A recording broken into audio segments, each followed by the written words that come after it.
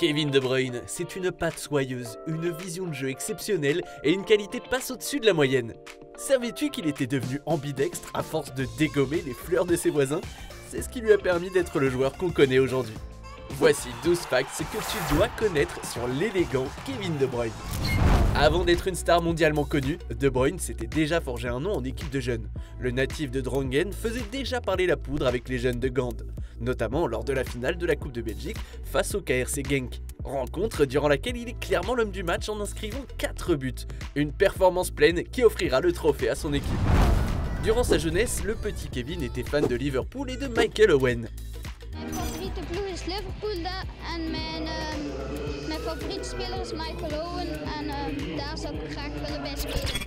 Une anecdote dont les fans des Reds se souviennent parfaitement. Alors à Genk, Kevin De Bruyne gravit progressivement les échelons avant d'intégrer l'équipe première à 17 ans. Loin d'être timoré, le Belge fait preuve d'un caractère affirmé sur et en dehors du terrain. Lors d'une rencontre et soucieux de l'emporter, il avait osé demander à son capitaine de l'époque de courir davantage.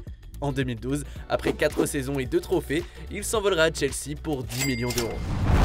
Dès son arrivée en Angleterre, certains s'amusent à le surnommer Prince Harry en raison de leur ressemblance physique, un surnom que le milieu de terrain n'apprécie guère.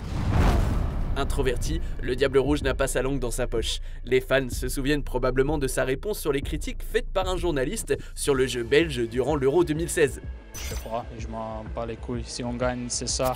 Ou encore en octobre 2021 après la défaite face à l'Italie pour la petite finale de Ligue des Nations.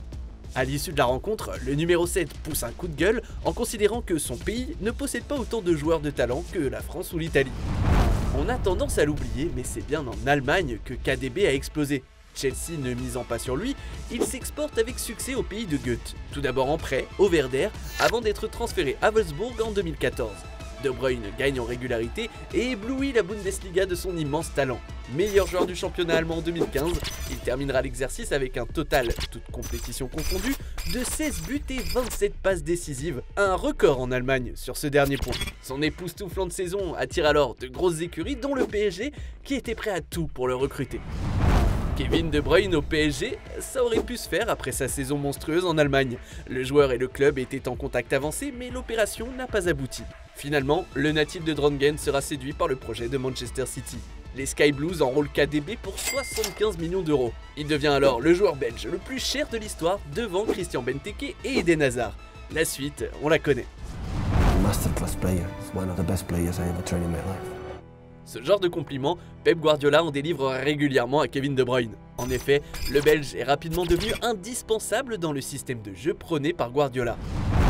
La passe est clairement la plus grosse qualité de Kevin De Bruyne. Il a été élu 2 fois meilleur passeur d'Europe en 2015 et 2018 et cumule plus de 100 assists avec les Sky Blues. Lors de la saison 2019-2020, le numéro 17 mancunien délivre 20 passes décisives et égale le record des passes décisives en une saison de Thierry Henry. Il fait également partie des 10 meilleurs passeurs de l'histoire du championnat anglais. Tenace sur le terrain, le Diable Rouge l'est aussi quand il s'agit de renégocier son contrat à la hausse. Il l'a négocié en se basant sur les datas. KDB s'est entouré d'analystes de données pour parfaire son argumentaire et exposer son influence dans l'équipe mancunienne. Cela s'est révélé convaincant car son bail a été prolongé et son salaire revalorisé.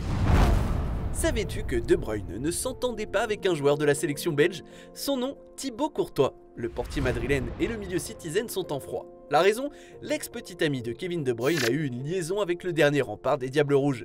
Le sélectionneur de l'époque, Marc Wilmots, avait dû jouer les pompiers pour éteindre l'incendie.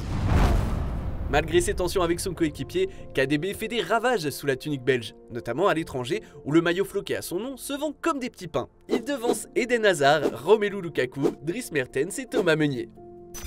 Quelle anecdote t'a le plus marqué? Quel prochain joueur souhaites-tu que l'on traite? Dis-nous tout en commentaire, et si tu as kiffé, n'hésite pas à parler de notre chaîne autour de toi, d'aimer, de partager. Quant à moi, je te dis à très vite pour une nouvelle vidéo. Ciao!